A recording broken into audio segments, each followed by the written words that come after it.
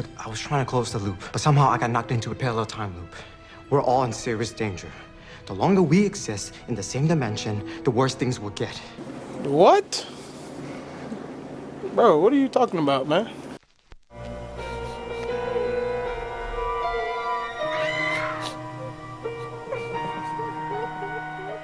Happy Death Day to You is a 2019 sequel to 2017's Happy Death Day, and it is a sci-fi comedy slasher film directed by Christopher Landon and starring Jessica Rothe, Israel Broussard, Phi Vu, and Rachel Matthews reprising the roles from their first movie. The film actually starts with Carter's roommate this time, Ryan, as he wakes up just one day after Tree's time loop from the first movie.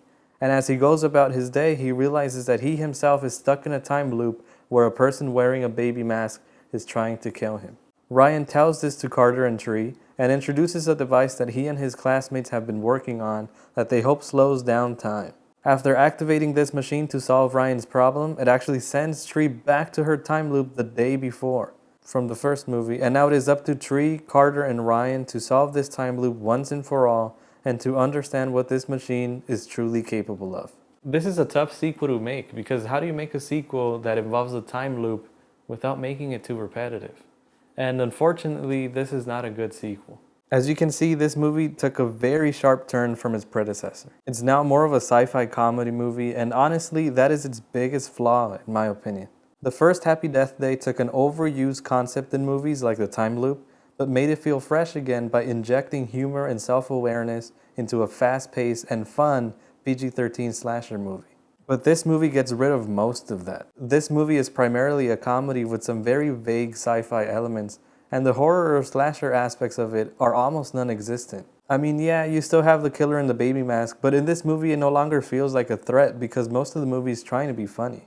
I think trying to make the movie funnier was a good idea on paper, but most of the jokes in this movie don't land at all. It just isn't funny. And not to hate on the actors, I really don't want to do that, but honestly, I don't think the route Phi Vu was going with his character of Ryan was the right choice. He was way too over the top. It was almost theatrical, but like a high school level of theatrical. He's also the first character we were introduced to in the film. And he's also a pretty big character in the movie too, because not only is he Carter's roommate, but he himself was stuck in a time loop. He created the time machine with his friends, and he's the one responsible for sending Tree back to her own time loop. So to see him stumbling around and playing this really over-the-top, dumb character was really disappointing, and I didn't enjoy watching him in the movie at all. Israel Broussard's character of Carter was also a little bit disappointing. Not as much as Ryan, but a little. I really liked him in the first movie because he was charming, geeky, and he really cared about Tree. I really liked them as a couple too. But in this movie, I don't know what it was, but he seemed a little off to me. His love for Tree didn't really come across as well as it did in the first movie, and he also seemed to stumble through the scenes similar to Ryan. He just seemed kind of dumb, which is weird because he's actually pretty smart.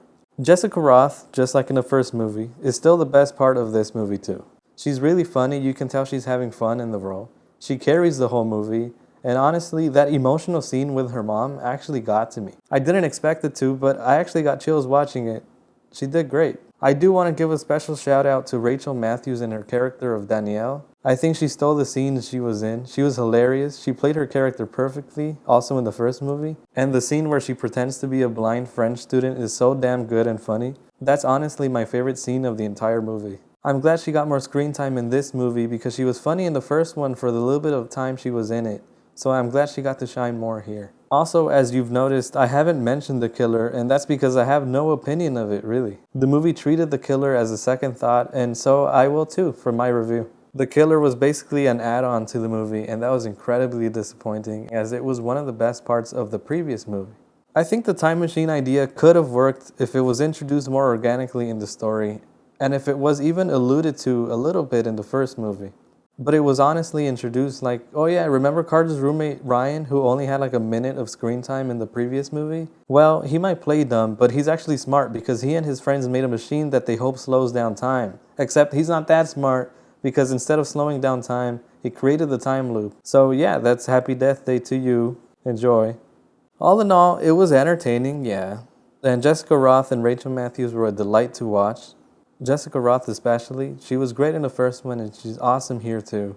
But this movie just fell short for me. I'm still not giving up on the franchise though. I think it has a lot of potential if they focus on their strengths.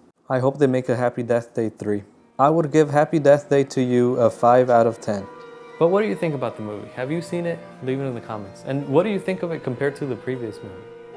And alright, yeah, that's the end of the video. Goodbye.